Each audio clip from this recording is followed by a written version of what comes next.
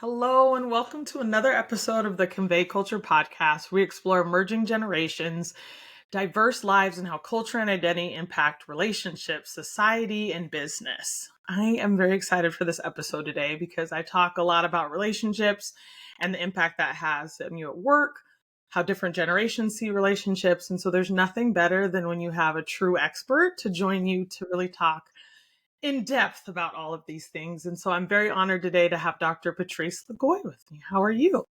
I'm doing great, Bianca. Thank you so much for having me. The honor is on my end. So thank you. So the first question I ask every single guest on a podcast is, how would you introduce yourself to a stranger, a client, someone you really want to get to know well? I am Dr. Patrice Le Goy. I am an international psychologist and a licensed marriage and family therapist. Before that career in mental health, I worked in entertainment for many years.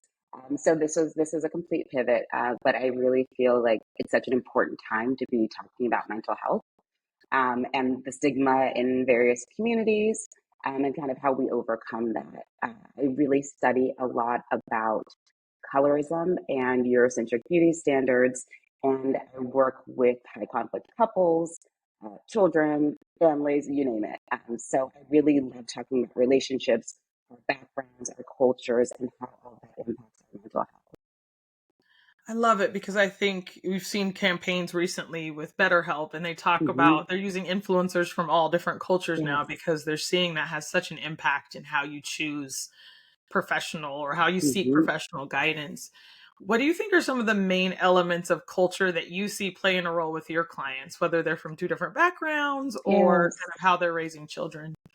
You know what I see a lot, because I primarily have worked with marginalized communities, is that the trauma and the traumatic stress that we experience so much is normalized. And people are even encouraged to just kind of, get on with it. Like it's not so bad. Someone else has it worse, right? And I think that just causes us to set down emotions, right? And then they come out in the wrong ways. And whatever kind of culture that you're from, people have beliefs about mental health and who needs it, right?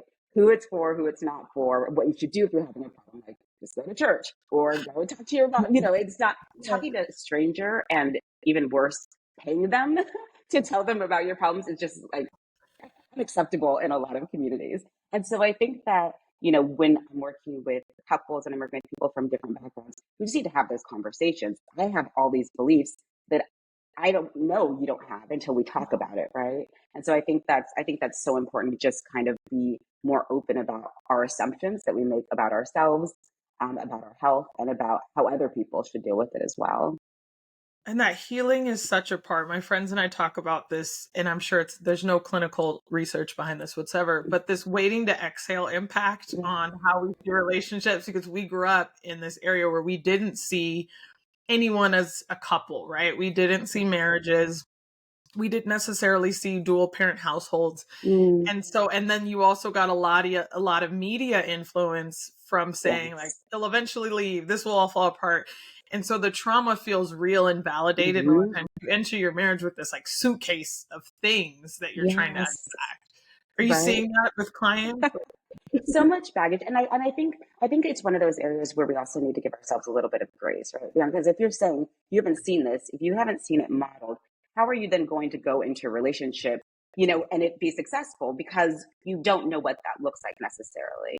And sometimes, whether people have parents who've stayed together, people have parents who haven't, that doesn't mean it's healthy.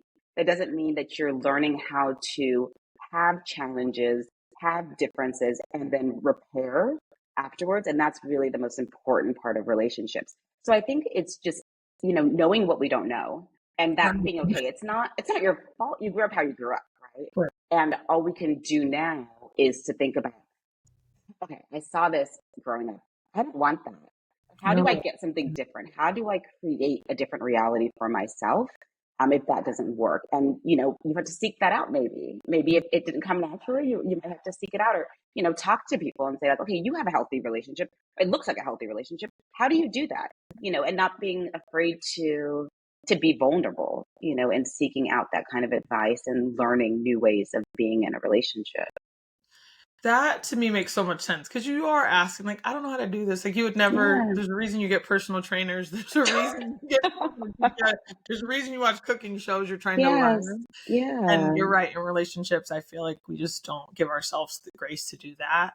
How Yeah. is social media? I feel as though you see happy relationships on social media and you a lot of times see people pick it apart. And then there's times I'm looking at it like, this is habits I want to model in my own relationship. Yes. How have you seen social media kind of play a role in?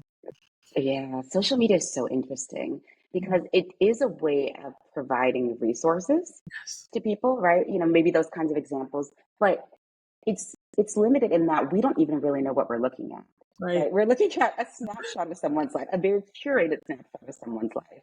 And I hope it's like that. I hope it really is that great for you, but I don't really know. And if I'm in a place where I'm feeling like scarcity or lacking in my own life, I might see what I want to see there, right? And think, okay, this person has a perfect relationship. And the truth is, there's no perfect relationship. There's relationships that people can work on and work together on and grow, right? And they can be perfect for each other, but it's not going to be perfect. And so I think we need to be really mindful of when we're on social media and we're already kind of feeling down about ourselves or like not really content in an area because we can laser focus on someone who looks like they have that, and it kind of skews our vision. It kind of gives us maybe an unrealistic idea of what that could actually look like. I feel like the same thing happens in parenting too, because I will see, Mm. I'm a mom of four, and I'm like, see some my friends be like, "You're doing amazing," and I'm like, "What are you talking about behind the scenes? Like things are falling apart. Things are my house is filthy." Like, there's so many other things that happen, but in the same breath, I see other parents, and I'm like, "How are you doing that? Like, how are you meal planning for this?" So, do you feel like social media, and then kids on social media, how are you Hmm. seeing that impact kind of the children that you work with? You know what I feel like it's really bringing to the forefront? Like both, I'm a mother as well, so I can understand. Um, and with the parenting and with relationships, is I feel like it kind of gives rise to this like feeling, this undercurrent of shame that Yeah. we have, that people have about not being enough. My relationship's not good enough. My kids aren't clean enough. Right. Not learning what they're supposed to be learning. Like I'm not feeding them these right things, right? Like it establishes this line of what it's supposed to be, and if you fall short of that in any way, then we're like, oh, am I not a good mom? Am I not a good spouse? Am I not a good friend? All these kinds of things, right? And I think that comparison to other people is so dangerous, Yeah. right? Whether it's you as a parent, whether it's you as a partner, it's really challenging because it could be aspirational and give you something to look up to, but it can also just make you feel bad about yourself, and that can be kind of paralyzing. You can kind of lose sight of how you want to be as a mom because you're comparing yourself to someone else, and what they're showing on social media. I know it does make it challenging to remain present. I think when you do Mhm. that, you're like, That's am right. I, you're not present in your own life because you're kind of checking in on this life that you're only, to your point, you have a highlight reel or a trailer for someone else. Exactly. It's the best of the best. It's the best of this. Like, I look back at old Facebook photos and I was like, was I really posting my whole dirty house in the background? Because you didn't know, like, you didn't know what social media was going to become. That's so But funny. Yeah, that's so definitely, yeah, interesting. we've over curated because everyone is like a Yeah. personal I influencer. think so. And then the standard just keeps getting higher and higher and more unrealistic, right? So sometimes I think we have to check in with ourselves. If you're looking at someone on social media and like, oh, that's a great idea, I could implement that. And that feels like true and authentic to you. That's one thing. If you're looking at social media a lot and you're starting to feel like, oh, I'm just really falling short in all these areas, maybe it's time for a little break. Right. Maybe it's time to check in with real people that you know. You know what I mean? Like Go to the park. I'm not anti-social media at all. I think we need to be in tune with the impact it's having on us. Absolutely. The moderation, which is hard. I Yes, mean, the it's so platforms are hard. meant to kind of keep you engaged and draw They you are in. So it built that is way, and challenging, they're but you're right. very That good at step it. back is so freeing as well when you Yeah. kind of get them. And then you've done an immense amount of research on colorism. Mm, And my husband and I talk a lot about this dynamic in Black relationships. And you've seen a mm, lot of it where one of the spouses will be darker complexion, mhm. and there's this colorism narrative that you Yeah. see around, I think, couples a lot. How are you Hmm. seeing that now in your practice and kind of those discussions around that? I think that people are just now starting to talk about it really. I think we always knew it was there, and maybe depending on, the family that you grew up in or the community you grew up in, there'd be comments made about people's Mhm. skin color or about their features, that kind of thing, their texture, their hair texture. You would definitely hear things, but I don't think that people really felt comfortable giving it a name. Right. I think that it's important to talk about it because to me, we talk about racism. I think we've gotten, I don't know if I'd say good, but we talk about it, right? We talk about it. Mhm. I think the challenge in talking about colorism sometimes is that it's your in group, right? Yeah. It's the group that is, supposed to protect you, who's judging you based on something that you don't have any control over, right? And so I think that that has a different kind of mental health toll. When if it's like a parent who's saying, "Oh, stay out of the sun. Your skin's getting Right. too dark." You're like, "I'm just trying to live. I'm being a kid or whatever it is, right?" Right. And I think that kind of in a different way, because it is your group. It is your group of people who are making these kind of comments. And when I talk to people about colorism, it's in every culture Very around the cool. world. There's products like galore all throughout Asia, Africa. I mean, in the US they've like banned some of them, but they just kind of are a little bit smart about the way that they market them. And some of these can be really dangerous. And so I think it's just something to talk about in terms of the mental health impact and also like the public health impact. Because once you start using some of these products, they can be very dangerous for your health. And so I'm really glad people are starting to talk about it a little bit more. I think in relationships, especially if you're talking about a relationship where both people are from the same background, if your spouse is Black as well, you might say, well, we're both Black, we're both experienced racism. And then Right. we have to go a little bit deeper and say, but there's privilege in Right. skin color, right? There's privilege in lighter skin, just like there's privilege in all these other kind of things, like being a man or being straight. There's privilege in all of these kinds of things, right? Being able-bodied. There's all of different ways that we can experience privilege. And I think just going a little bit deeper into that conversation, and being open about your experiences, your partner being open about theirs. And it's not saying you have it easier or I Right. have it harder. We're not comparing. We're not trying to win, that war of That whole discrimination, right? No one right. wants no one wants to win that, but it is Yeah. there. It does exist in our society.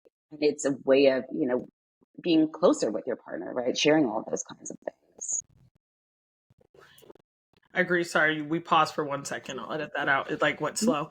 What Mm-hmm. I'm finding, because your expertise in international and also looking at psychology from an international perspective, I Mm-hmm. think that's fascinating when you talk about colorism, because you're right, it's so prevalent in each culture. I mean, my grandmother's Costa Rican, and it is a very, in the Hispanic community, it is entrenched, this idea of Mm-hmm. colorism and kind of how she Absolutely. communicates with us. Even when we talked about, I've traveled in places in Asia, and it's very Yeah. prevalent in this kind of conversation. So it is, I think a lot of times in the Black community, we talk about it like it's only Yes. something we face, but it is. Yeah. I mean, I have a friend who lives in India, and she's like, it is a Mm-hmm. daily conversation that my family has about Yes. something. So Absolutely.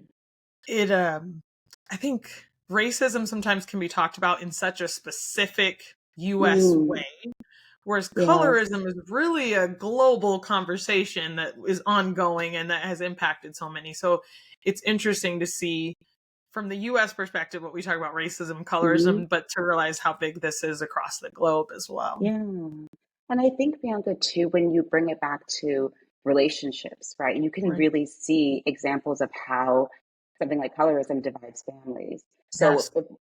if lighter skin is privileged in your family and it's talked about open and one child is the favorite because of the way that they look, you can see how that can really upset like the familial bonds, in a way that follows people throughout their lives. Right. So I think, if we're thinking about all of this stuff together and thinking about if you grew up that way, how do you show up then in your relationship? If you were the one who was looked down upon, or if you were the one who was the favorite and maybe isolated from your siblings because of that, how does that show up then as we go throughout our Agreed. lives, right? Like bringing That all of is this challenging. together, I think is so important. It is. It is challenging too when you talk about that. When you to tie it back to what you said about trauma, that becomes an ongoing trauma that you're bringing to a relationship, Yes, and your partner may yes, not even have that same issue with colorism, but you're wearing that backpack of it with you because that's part of your trauma. You're like, listen, I got yes. luggage. Like, yeah, Exactly. And then if your partner is from a different culture, it's one of those things that you just have to discuss and explain your situation, it's like to the best of right. your ability, even if they haven't experienced it. There's a lot of things that you're not going to be the same no matter who you're in a relationship with. You're going to show up with your own things with that backpack. Sometimes it's heavy with different things than your partner's might be. And we have to have those conversations. It definitely is. It's so funny. I'll hear friends of mine who are just entering in a relationship, maybe at Mm, older stages in life. I say older yeah. because I'm in my 40s, Mhm. but it's interesting when they're like, "I want a man with no baggage. Or I want a partner with no baggage," and I'm like, "Have you Well, lived? Where do you think we're a glass case? Like you're coming with something." I think it's so interesting. I get it. Look, no one wants a high conflict relationship if you can help it. I Right. think that people who end up in those it's oftentimes what you've seen. So even though it's not comfortable, it's familiar enough so that you stay in that. I also think on the flip side, if you end up with someone who's been through some things, if they've learned from them and changed the way that they are and the way that they show up in relationships because of some things they've experienced, that's excellent. That's a great foundation for a relationship, right? Versus someone who is maybe never had or never addressed any challenges or hardships, then when that happens, they're not going to know what to do. Oh yeah. I think having being with someone who has lived, being someone who has lived, Lived. who is and who is I think confronted the challenges, or at least been curious about them and trying to figure out how it impacts them. That's how you can show up in a relationship as a whole person. Hey, and living gives you empathy. Like I feel like sometimes you empathy. Like being a single dad would give you empathy. Like there's just Yes, a it would. term like you have empathy. It's okay to have a little Yeah, life under your skin. absolutely, absolutely. And I do find as a mother, this is a joke we always have with our kids, where something will happen. I'm like, I'm trying my best. And I was like, I am trying my best. But later, Yes. if you need to go to therapy, I get it. Like, I want you to know I won't be offended if I'm sitting next to you on the couch and you're like, Mom, because I Yeah. was like, I'm learning, right? You didn't come with a guide. Exactly. And even if one kid did, the next kid's going to be a completely different person, right? And so you're going to have to unlearn whatever you learned, or start again. But I think in there, what I don't think you even meant to include it, but I think the important thing there, Bianca, is that you're saying I'll be right there with you, Yeah. like so that you will be the kind of parent where your kid is struggling, they can say, "Mom, I'm struggling. I need to talk to someone," and you can be supportive of that. That's what kids need. That's kind of all they need, is to know that, you will Right. be there for them and that you're doing the best that you can. And if you do something, you admit to it, right? If you do something, okay, I didn't handle that well. I have to have those conversations with my 7-year-old, and he will be like, "Mom, you could have said that differently." I'm like, you know what? You're right. You're And I have right. to I have to let go of my ego. I'm like, I'm a professional, but I'm still like in that moment, I'm a mom. Right? And so the important thing is to be able to say, "Yeah, you're okay. You're right. You're right." Even though I'm the parent and I'm going to be the parent, you're still a person that I respect. I expect you to respect me. I'm going to respect you. And just showing up for your child in that way, that gives them the tools that they need later on. Yes, the respect. I feel like as parents we forget this human deserves respect. Like this human is not you on a like they deserve respect, right? I remind myself of that a lot as a parent. It's like Mm, on a previous podcast they said someone had asked me the question about I said I struggle with patience, and they said, well, what mm, about with your kids? And I said, but that's different because I have mm, so much love for them and I have so much respect for them that I don't think yes, they require patience, but me treating them a certain way is because I respect them. And so I want that to mm. be our relationship. So yeah, I'm human. I'm battling patience. I'm like, why is it? Of course. But that mutual respect means I want them to believe down the line they can be like, hey mom, this didn't come off well when you did it when I was 12. And I'm like, I was 30. I didn't know what I was doing. Let's work it out. Like, I don't know. It's that giving yourself grace and that respect feels like a Yes. huge part of it.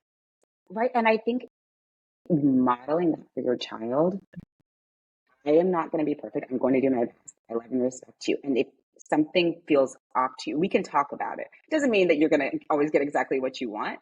Uh, but it does mean that I value your feelings and your opinions. And that person, that child, when they go into adulthood and they're in a relationship and somebody doesn't feel good to them, they are going to expect someone to hear them, to be willing to Right. listen to that. And if that person doesn't, that might be their boundary, and maybe they're not going to stay in that relationship, right? So everything, all of these things that you're already doing, that is helping them become better humans in the world, and with humans with boundaries. I know what love looks like. I know what respect looks like.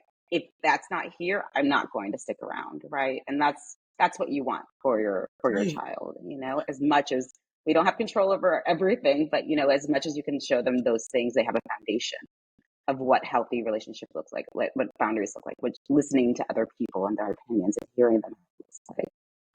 In boundaries, to your point, I that almost leads me to my next question is I have Mm, seen a lot on social media about this, as well as how millennials versus Gen Z have very different boundary structures and the way they look at therapy, and then yeah. they're saying their Hmm. boomer parents don't see it that way, like their boundary levels. So do you see that Mm. generational dichotomy in your practice where you just see different looks at mental health and Yes, and it is really it's really it's inspired a lot of conversations with myself, with friends, like I think we're about the same age, and thinking about that, the way, like, think being like in the workforce, the right, things that we experienced and put up with, and the younger generations, like, we that's unacceptable, and they're right. It right, was unacceptable, but then we kind of also can wear it as a badge of honor, and now we can deal with anything, but it's not great. It wasn't great that we had to do that. And I appreciate and I'm happy for them that they're saying this isn't going to work. This is going to work for us. We are not going to be treated that way. And I think that I saw something the other day that was about working for, millennials, and like what that experience is like. right. You take a mental health day. Yes, you need it. You deserve it. And I never heard that growing up. Like, you work through whatever's going on. You just keep going. And I think that's caused a lot of burnout for people in our generation. People are exhausted, and they don't feel appreciated by the company that they gave their life to. And so I think that this is a different way of looking at things, and I'm kind of here for it. Same. I hear my parents' advice, and I also have to remember they had me young, so some of the things I'm like Hmm. upset about, I'm like, well, you're 22. Like, what did you even know Yeah, about life? Like, what did you yeah. even? And so, but I do now. I push back on some of the mentality of like, well, just put your Hmm. head down and work harder. And I'm like, that works for no Yeah. one. That's just not. And that isn't working. We don't have Yeah. unions. We don't have pensions, and so it's a Yeah. very different environment. And maybe you're saying this. I also think we're facing a very different economic structure, which Mm. means both parents are often having to work. It means that Yes. you're seeing sometimes, one partner is head of household that may go against what you've seen traditionally in terms of finances. And so that Hmm. we're dealing with different relationship. I feel like dynamics that my parents had to deal with or that other Yeah. generations had to deal with. And are you Hmm. seeing a difference in the relationship makeup or the I guess power dynamic? I don't know what the correct word to say in that in relationships. That's interesting. I mean, I think that it is changing. I think that it's changing what people view as success. Right. Now you have people who are younger saying, "I don't care about buying a house." Even though that's been okay. You go to school, you get a good job, you buy a house, you get married, you have kids, like all of these things, right? And people are saying, "I don't actually want to do that. I'd rather travel the world and Right. have the freedom to do that." That's what success looks like to me. And I think that when you partner with someone, you have to define that, because someone might say, this is what has been drilled into me. I do these things, this step by step by step, and then we're going to be happy. And someone else is saying, I've seen people follow that path and they didn't seem happy, and I don't think that would be fulfilling to me. I want to be with you. How do we combine our ideas of what a good relationship looks like? How do we combine our ideas of what the future could be? And sometimes having to say, okay, they actually don't go together, and so maybe this isn't the time to be in this relationship. That's hard, when you think you found your person, but you have such different dreams, because I think that you don't want to completely give up on that because it just causes resentment down the line. So I think that you have to be honest about, what is it that I really want to do? what is my idea of, the dream for my future, and how does this person fit into it, or how do they not fit into it? And to your point, I feel like culture plays such a role in that, like where you grew up, how you grew up. I Mm-hmm. have a lot of friends who are in interracial relationships, and Mm-hmm. there is this idea of how they're raising their kids, how their kids Yes. are identifying. They go through a Mm-hmm. lot of that. And sometimes it feels like conversations that probably should have been had ahead of time, but now they're navigating it when their kid is Yeah. 9 and has decided that this is so it is even from a religious perspective, you see that Mm-hmm. battle. And how do you what advice do you give to kind of navigate some of that as we kind Yeah. of get into a more, I guess, blended cultural society? Mm-hmm. Mm-hmm. Oh, Where I see that come up a yeah. lot is in relationships where one person is maybe from a more collectivistic culture and Right. another person's from more of an individualistic culture. And things like, oh, my family's coming to visit. Of course, they're all staying here. Or when my mom gets old, she's going to live with us. And it's an assumption for one person. And the other person's like, whoa, whoa, whoa, whoa, I married you, like not your whole family. Why are they always here? How come they, and it's not that either person is wrong or Right. right. It's just one of those things you don't necessarily think about and talk about until you're in it, right? Until it's time for mom to move in, and you assumed your partner would be thrilled and fine with it, and the partner's like, I don't think so. To your point about having those conversations before, like sometimes it's not even on our radar until it's right there, and we have to make a decision, right? And talk about, well, why would you think that this was going to be the case, and why did I assume that this was going to be the case? And, what are some other things we might need to discuss or to think about that I've seen modeled? This is what you do with family, and you've seen modeled. Now you live your own life. Everyone does their own thing. Everyone kind of fends for themselves. And like, how is this going to come up in other ways in a relationship, down the line? So that's something I see quite a bit where people are, really at odds because of these kinds of assumptions made based on our cultures and the way that we grew up. You make a great point, and I'm over here like people should talk about it ahead of time. And I was raised by a mom who is Hispanic, so it's very Mm-hmm. she's Afro-Latina, but very much Hispanic culture. Mm-hmm. Mm-hmm. And I didn't realize that until I married my husband, how many things are very Interesting. unique. Like, because I'm like, oh, I'm black, I have my dad black, Yeah. and then you get in it, and I'm like, oh, no, we eat rice every day, sir, and I believe in this, and like, it's just, and yes, my entire family is staying here, and he's like, Until what they are we leave, they're just doing? gonna be here. And yes, we're salsa dancing all night. And like he just doesn't. It's like little things I never would have noticed that I'm like, oh, I Yeah. guess that is a thing. Or even the maternal, what is it? Masculine versus feminine energies and like Yeah. cultures. Yes. There's just very different. So it is really interesting when you meet a person, you don't realize how much your culture is infused in how you behave. Absolutely. Well, I also think, often when you meet someone and you're in that honeymoon phase, and it really is just about the two of you, uh, and only over time and as your relationship grows does it become about families and Right. friends and your whole community, right? And you can kind of really see how this person in front of you became the way that they are when you get a picture of the whole family and the whole community. But I don't know that when I'm first dating and I'm just like, this is exciting. Everything's perfect. And you're like, oh, okay. Oh, yeah. We need to talk about that. We need to think about this other thing. It's hard to do it until you're there. Yeah. And I think that's okay. I think that all you're looking for at that point is someone who listens, Right. hears you out, and is willing to share their experiences, right? And if there's changes that need to be made, that both people are willing to make changes. And I think that's the best that we can do, at that point, rather than trying to foresee what might be an issue, what might not. Just looking at how is this person in front of me? How are they showing up for me? How am I able to show up authentically in front of them? Right? Right. Those are the things that I think we need to notice and pay attention to. Agreed. And then to that note, and then this last one, and then we'll get into rapid fire. But what are some initial signs that you say, hey, you probably want to seek additional support? Because I feel like Mm. sometimes if you want to go to therapy when it's all burning down. And Yeah. I've gone so many times in my life where honestly, I feel like it's almost like I feel like I need a checkup. Like I feel like I need a Mm. checkup, and it's time to go back. So is there Yeah. any like signs both in relationships and with children or Mhm. young adults where you see like, hey, this is where I think you need an additional support system here? Yes.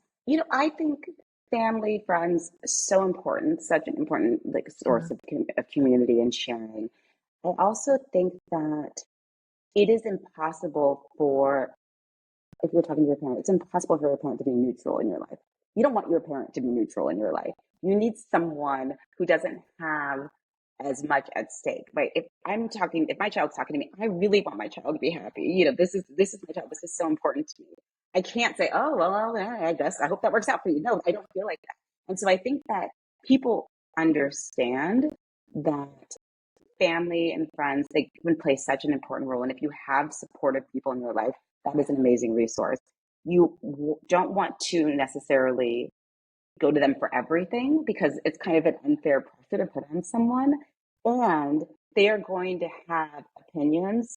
If you say, my boyfriend's terrible, I can't stand him, they're going to hold on to that. And when you go back with him, they're going to still be holding on to that, right? And so I think we just need to think about where a neutral or a more neutral person could kind of come into play. Someone without the baggage, without the hangups, without the pressure, without the desire in the same way for you to just be happy and be okay.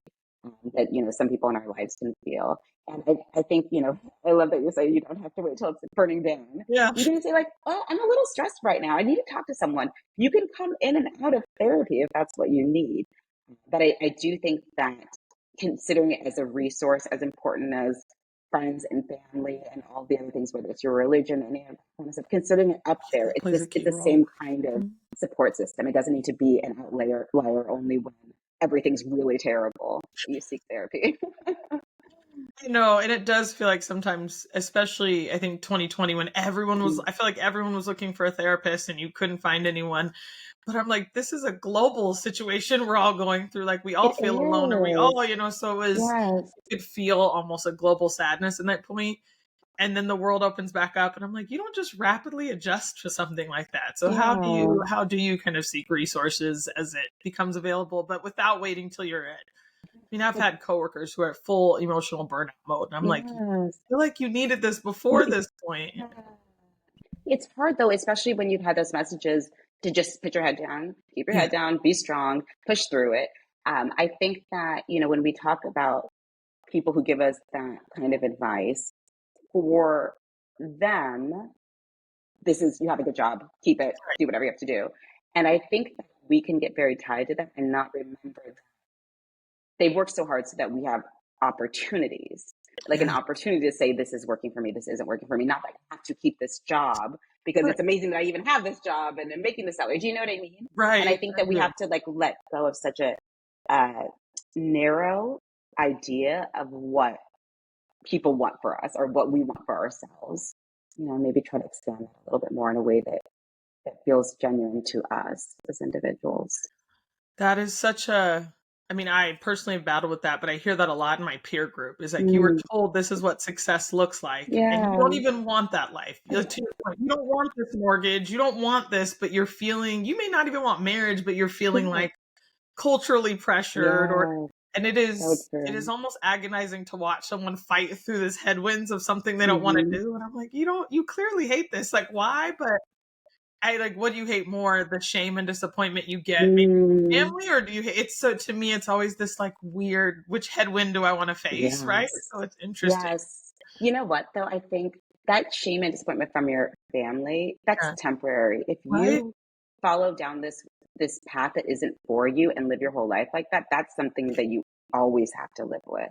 Right. I think most of the time when family sees that, okay, you picked this path, I wouldn't have chosen it for you. I don't think how you're going to live, how you're going to pay your bills or do anything. But they see that person's happy and that they do find their vision of success. A lot of times people get on board.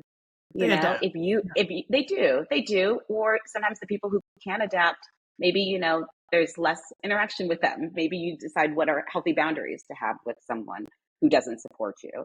But I think that kind of giving up on yourself, that's the thing that haunts us, throughout our lives.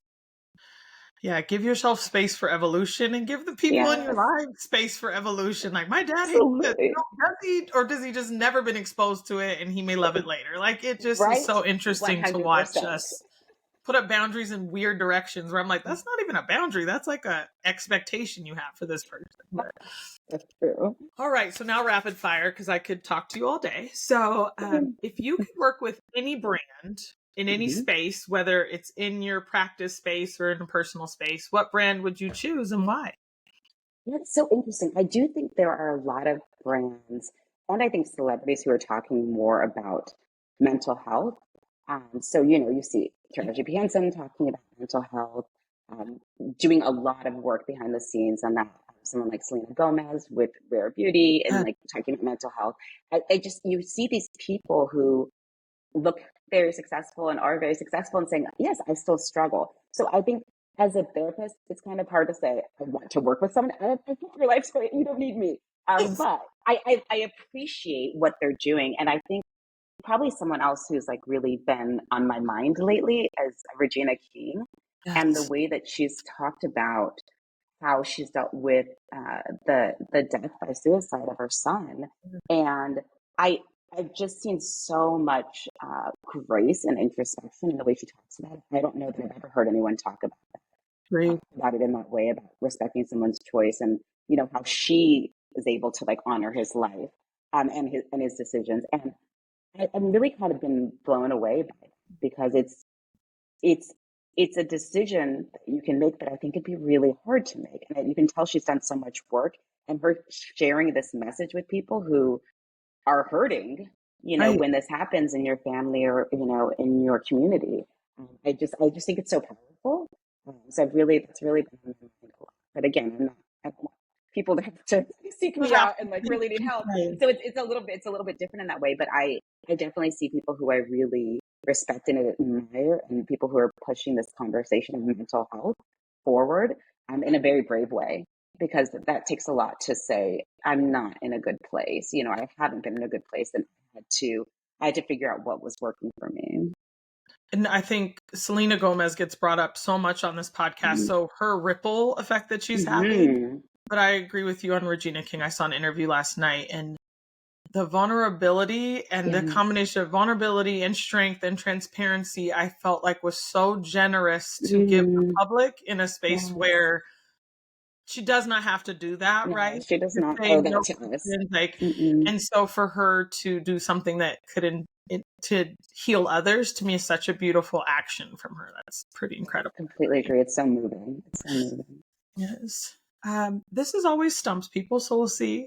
What are the least likely three words that someone would use to describe you? Least likely? Least likely. Okay. Quiet. I guess quiet and reserved kind of go together. I, I think it describe me as cold. Yes. I don't think I have the capability to be cold. Very cool. I think that this is interesting. It's coming to mind. So I'm just going to say it. I don't think anyone would ever describe me as bored or Yeah. bored. I'm Well, very curious about things, and if you say something to me, I'm going to say, "Why? Tell me about that. Tell me more about that." And I think that's always the way that I've been. I love that question. I've it's a never good been asked one. that before. I really It's like so that. funny. You get to know, everyone can say, what are three words to describe you? But when you say least likely, Yeah. I mean, we've had pauses of 5 minutes that I've had to edit. I'm like, do you want to come back to this? Like, it's okay. So it's really interesting to have to reflect that way. Right? I wonder if people censor themselves with like the ego. Like, I don't want to say this because that might make me sound like I'm bragging. You know what I mean? But I think and so I wonder if the pause is like a lot of self censoring. Yeah. Sorry, it's impossible to do rapid fire with me because I just want to talk. Yeah, I'm like, I'm going. Like, and then the things you say, you're like, wait, does that mean I'm a bad? Like, sometimes I see people trying to do the opposite of their good things, and I'm like, no, it doesn't have to be an opposite of it. Like, what Yeah, are least that's so likely? interesting. That's so interesting. I love the question. All right, what are your favorite content sources when you're not working and doing mom stuff and all the Mhm. partner things? What are your favorite content? So TikTok or Netflix or any of it?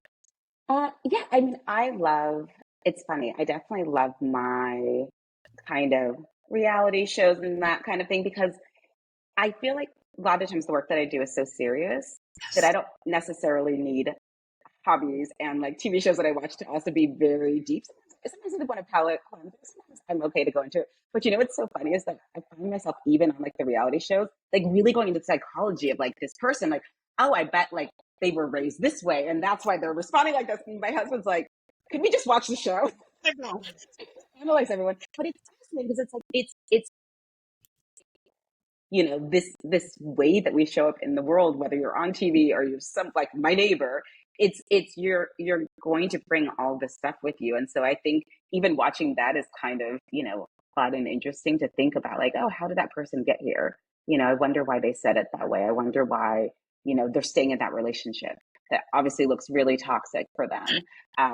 So that I think, like, on Instagram, I do like to follow mental health experts. I think I like the ones who are like, oh, this challenge today, this is what happened, and just kind of sharing like that kind of thing versus maybe just all inspirational quotes and I don't know who you are, like, as a person, right? Because like we were talking about before, when you see that kind of thing and someone's just showing you like this very curated view, you're just kind of like, oh, okay, well, I guess you have to figure it out. But if I don't today, then I don't know what to do with this information, right? So that's what I enjoy. But generally pretty light stuff when it's not work. Yeah. I feel like lightness is good. Love is Blind must be like a gold mine for your brain though, because I feel like I'm like, what is wrong? Like, what happened here? Bianca, I've really been thinking about how much these shows need like a mental health expert on set. Because yes, I watch Love is Blind and I am fascinated, and also it's sad, but it's interesting. And sometimes when you see someone make a turnaround, you're like, okay, good for them. It gives you all the emotions. I know this recent one where the lady had the kid. I'm like, why are you bringing up your kid on this? I couldn't get over it. I couldn't like move past this idea that it was that show. Sometimes I have to take pauses because I'm like, what is happening in here? I know. And see, it's interesting because I know exactly what you're talking about, obviously. And I was like, oh, that's the first time I think that they've had a single parent on there. And I was like, I guess that's good because, like we were talking about earlier, as you date, as you marry people, they're going to have experiences, and how does that shape how they show up in relationships? A gold mine, And then the protective part of me is like, no one should know about your less about their, so it's just so interesting to see how reality shows do that, like how it's a little bit of humanity, so it's honest, like it is. Honest with like some editing, right? A lot to edit, clearly. Because I'm like, oh, come on, these conversations went that smoothly for 5 minutes. Yes. Yeah, it's really, really fascinating to watch. Okay, I definitely always have that lens. Where you analyze Love is Blind people, and you're just like, here, you have a reality show therapy podcast. It'll be the next one. Hey. Let's see if you devoted the rest of your life to a social impact cause, what would it be and why?